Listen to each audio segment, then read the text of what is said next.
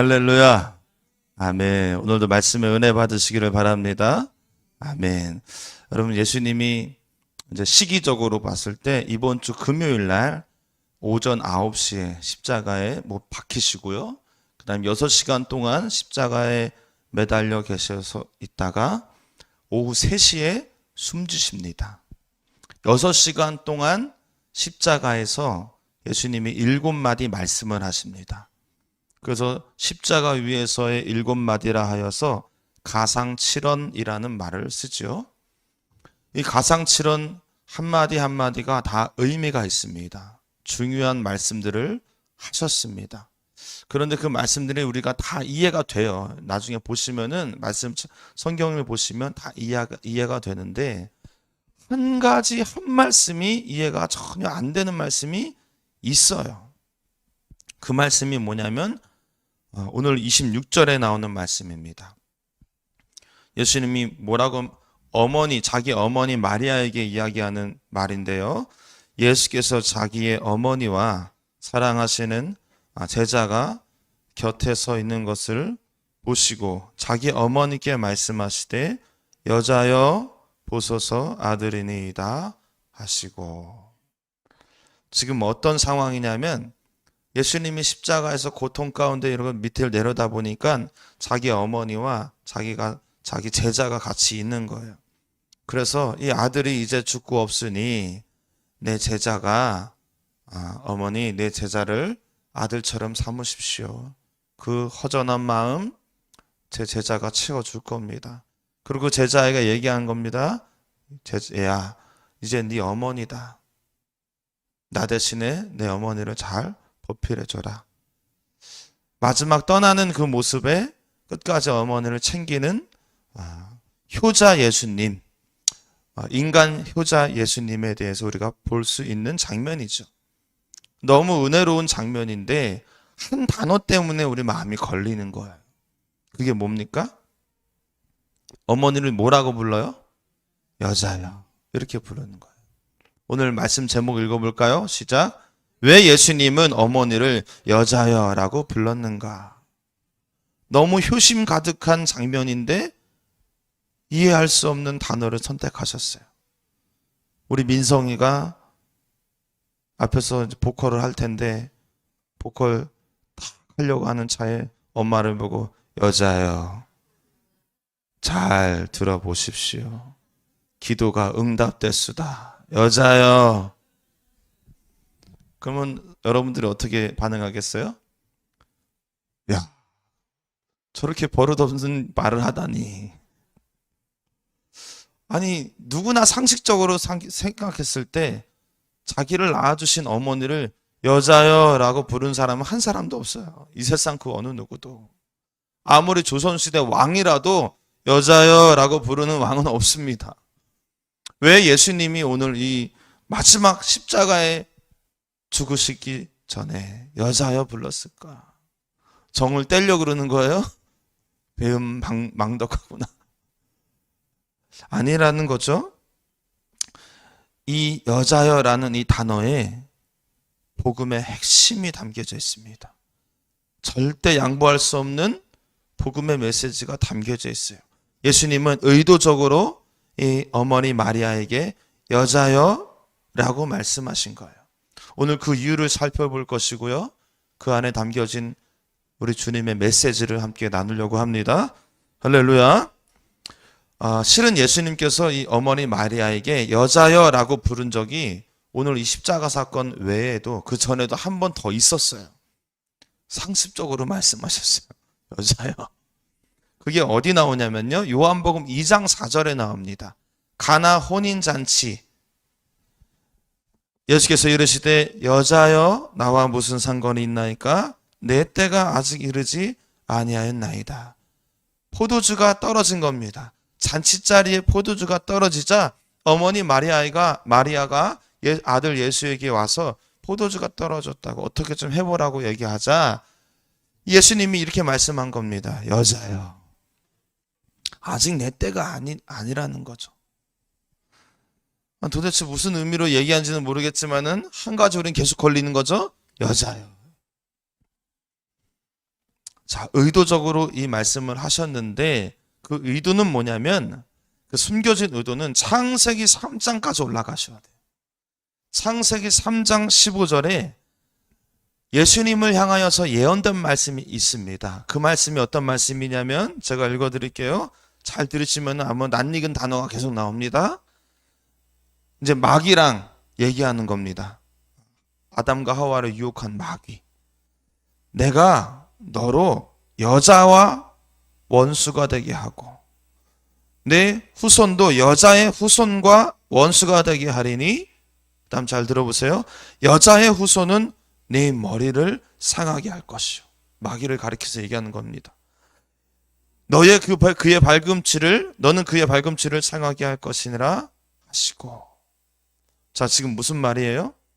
여자의 후손이 마귀의 머리를 상하게 한대요. 물론 너는 그 여자의 후손의 그 발꿈치를 상하게는 할 것이나 너는 그 여자의 후손에 의해서 머리가 박살이 날 것이다. 마귀야, 너는 박살 날 것이다. 누구에 의해서? 여자의 후손에 의해서. 지금 누가 마귀의 머리를 상하게 한대요? 여자의 후손.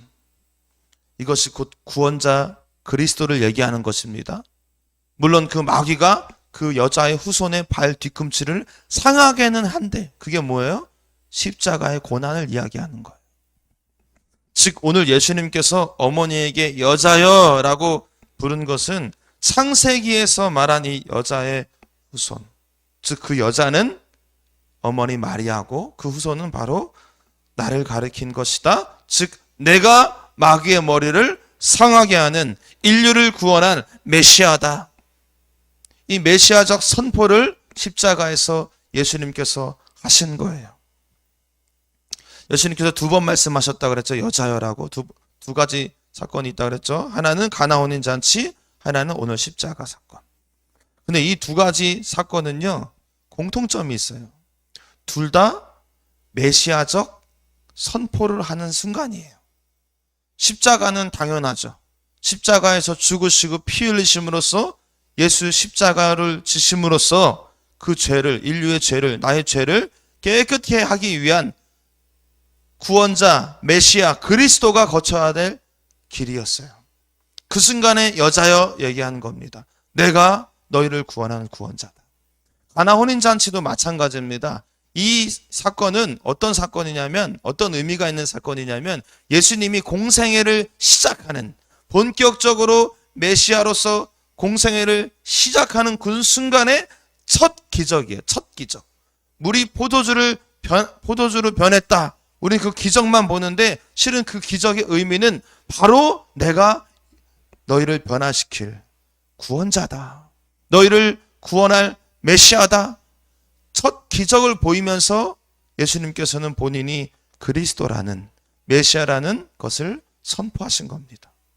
이 메시아적 선포를 할 때 예수님 그 창세기 3장의 말씀을 끄집어내시면서 그 여자의 후손이 바로 나다 라는 의미에서 자기 어머니 마리아에게 여자여라고 선포한 거예요. 이것은 단순히 어떤 저런 단어를 어머니께 쓸 수 있었을까? 어떻게 그러셨지? 이런 의미가 아니라 내가 곧 메시아다. 할렐루야. 내가 곧 그리스도다. 내가 구원자다라는 사건을 첫 기적을 행하는 그 순간에 선포하신 거고, 마지막 십자가 순간에서 선포하신 거예요. 처음과 끝을 메시아적 선포로 시작하고 마무리하신 것이다. 할렐루야. 여러분, 우리를 죄에서 구원하실 분은 바로 예수 그리스도이십니다. 예수님으로 인하여서 우리가 구원받았습니다. 예수님으로 인하여서 우리가 치료받았습니다. 예수님으로 인하여서 우리가 회복되었습니다. 예수님은 우리에게 말씀하십니다. 내가 메시아다. 내가 너를 구원하여서 너를 묶고 있는 그 원수의 머리를 박살낼 구원자다. 할렐루야. 여러분, 예수님을 구원자로 믿으시기 바랍니다. 옆에 계신 분들에게 선포하세요. 예수님이 구원자이십니다. 할렐루야. 여러분, 이 예수님이 구원자라는 이 사실을 믿는 자들은 절대로 잊어서는 안 될 두 가지 사실이 있습니다. 첫 번째는 예수님이 유일한 소망이란 사실이에요. 따라해 보실까요? 예수님이 내 인생의 유일한 소망입니다. 시작. 예수님이 내 인생의 유일한 소망입니다. 그 어떤 어려운 상황이 올지라도 그 누구라도 나를 건져줄 수가 없습니다. 그 어려움 속에서 건져줄 자는 우리 예수님밖에 없습니다. 여러분, 예수님께서 여자여 라고 말씀하신 사건이 성경에 두 가지 사건이라고 말씀드렸죠. 가나 혼인잔치, 십자가. 그런데 이 두 가지 사건은 또 두 가지 사건의 상황 똑같아요. 어떤 상황이냐면 위기의 순간입니다. 위기의 순간. 가나 혼인잔치 때는 잔치 도중에 시작한 지 얼마 되지 않아서 포도주가 떨어지는 위기가 찾아왔고요. 그리고 그 가운데 여자여 선포한 거예요. 내가 메시아다. 내가 구원자다. 오늘 십자가 사건에서는 누가 봐도 위기 상황이죠. 십자가. 역시 이런 상황에서 예수님은 동일하게 내가 메시아다라는 것을 선포하셨어요. 이건 무슨 의미일까요? 위기의 순간에 예수님께서는 끊임없이 자신이 구원할 구원자, 너희들의 소망, 내가 메시아다라는 것을 선포하고 있다는 거예요. 내가 메시아니 걱정하지 말라는 거예요.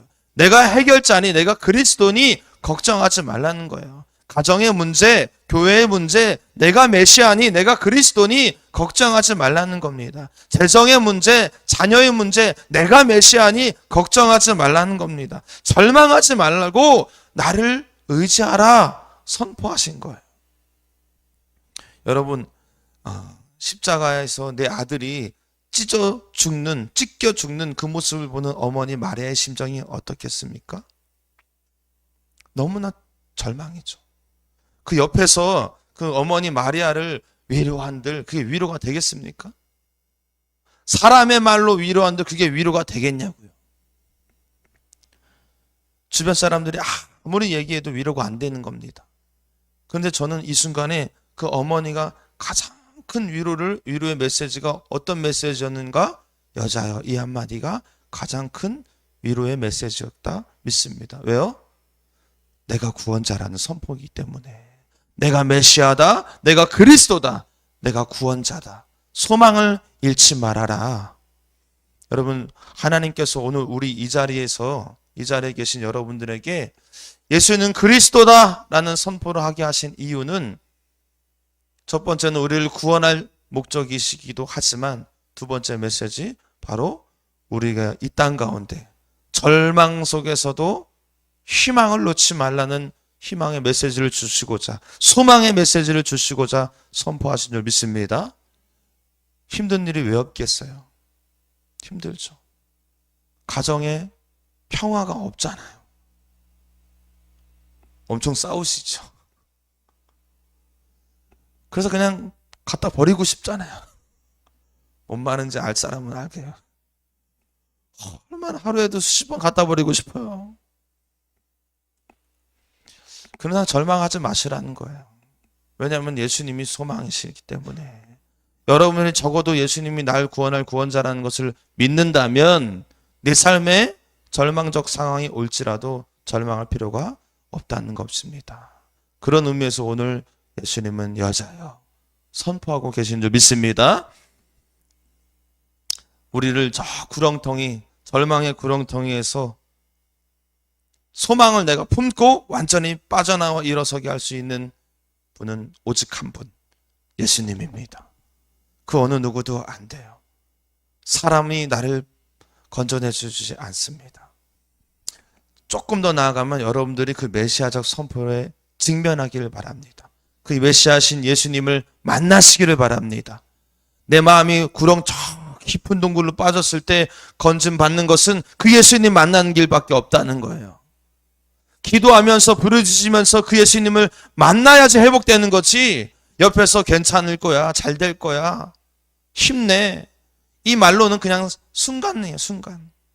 진짜 날 위해 피 흘리시고 찢기시고 나를 구원하신 그 예수님을 만나는 순간 그 상황이 여전히 이 절망일지라도 우리의 심령은 새로워지고 회복되는 줄 믿으시기 바랍니다.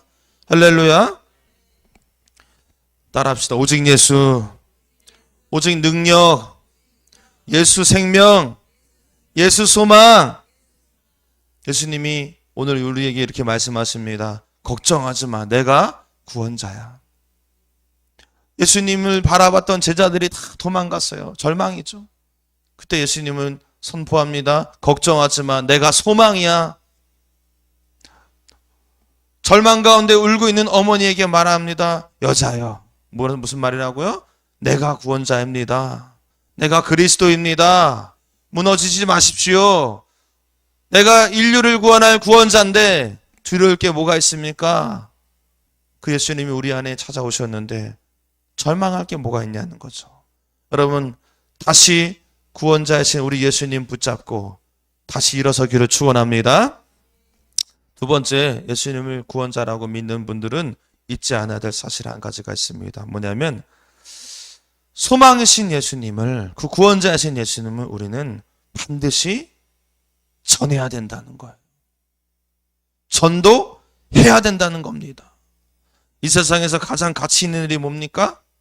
저는 얘기할 수 있어요. 당당하게, 자신 있게. 영혼 살리는 것입니다. 예수님께서 죽기까지 십자가를 지신 이유도 영혼 살리기 위함이었어요. 그렇기 때문에 먼저 믿은 우리는 공통적인 사명이 있죠. 그 구원자이신 예수님을 전함으로써 한 영혼을 주께로 인도하는 거 아니겠습니까? 목사님, 해도 안 돼요. 해도 안 돼요. 절망하지 마세요. 그런데 해도 안 돼요 라고 말하는 사람들은 굉장히 그래도 괜찮으신 분들이에요. 왜냐하면 안 돼요가 아니라 해도 했다는 거잖아. 해봤다는 거잖아요. 해도 이 말만 할 수 있으신 분들은 괜찮은 거, 꽤 괜찮은 거예요. 근데 한번 양심에 손을 얹고 한번 대답해 보세요. 해도 해보셨냐고. 해보셨냐고.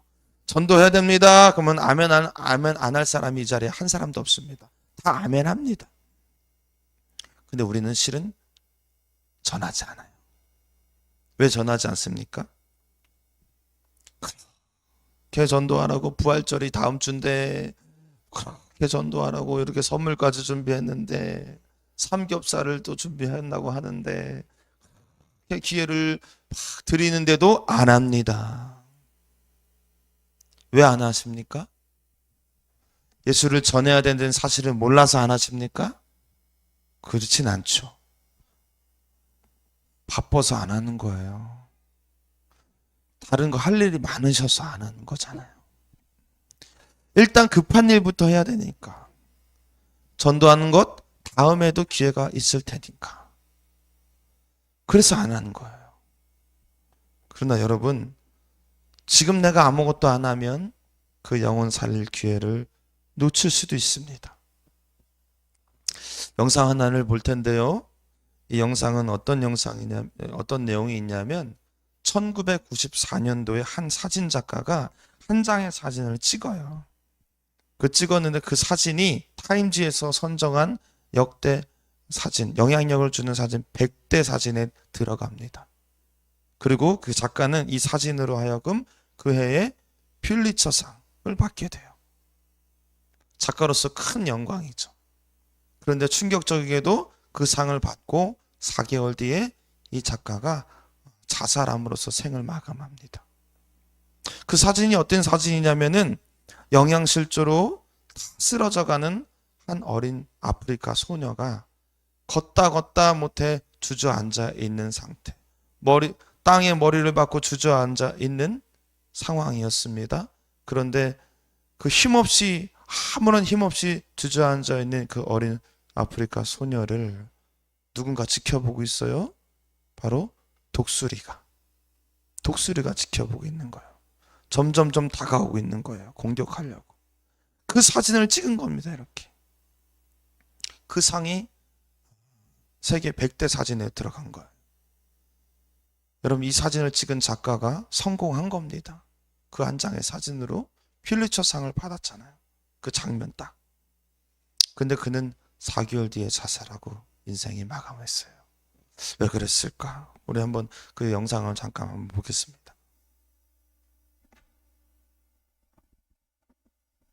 I stumbled across, and it's one of Time's 100 most influential images of all time. And it's the picture of this young girl. She's on her way from her village to a feeding center not far away. And she's so malnourished and she's moving so slow that this vulture is waiting to attack. So the young man that took this picture, I think there was probably something in his heart that he wanted to do good. He wasn't sure. So he captured this picture and he just waited, and then the vulture got closer. So he kind of shooed the vulture off, and then he walked away, and the vulture would come right back. And he was told, because of some of the sicknesses in the areas, don't touch anybody, don't do anything. And so he didn't. He didn't. He did nothing. Because apparently the cost was too much. So he left. He went back. The New York Times published this photo in 1993. In 94, he won the Pulitzer Prize for this photo. 4 months after this, he chose to end his life.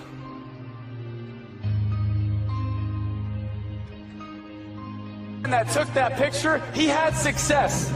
That's one of the greatest honors a photographer could ever have. But obviously it wasn't enough. It wasn't enough. She had moments, but it wasn't worth it to go pick her up. It wasn't worth it to give her a hug. It wasn't worth it to tell her about the gospel. Yeah, I won a Pulitzer Prize, but what does it matter? What does it matter? It doesn't. And I think the greatest tragedy in life is we're going to look back one day and say, I was successful in things that don't matter. I want you to be successful. But more than anything, I want you to be significant. And when you live for Jesus and you love people, I believe you're going to have a life of significance.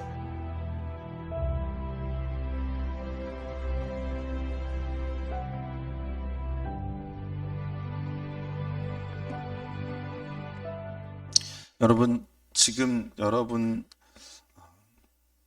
열심히 살고 계시죠? 그런데 이 세상 가장 가치 있는 일은 한 영혼 구원하는 일임을 기억하시기 바랍니다. 잊지 마시기 바랍니다. 지금 우리가 아무것도 하지 않으면 그 영혼을 살릴 기회를 놓치는 것입니다. 좋은 직장에 취업하기 위해서 열심히 살죠.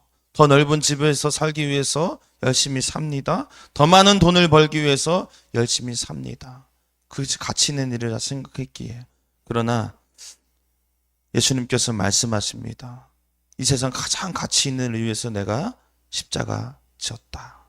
그 가치 있는 일은 영혼 구원이라고 말씀하고 계십니다.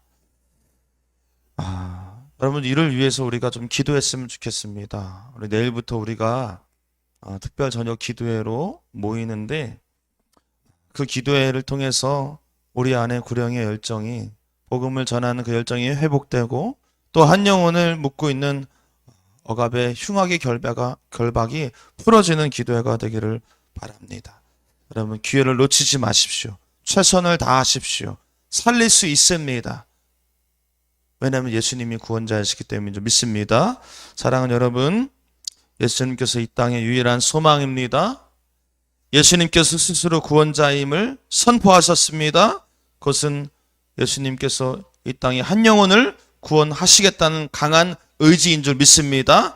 바라긴 이번 한 주 나의 유일한 소망이신 예수님 놓지 마시고, 또 그 예수님을 전함으로써 한 영혼을 주께로 인도하는 저와 여러분 되시기를 주님의 이름으로 축원합니다.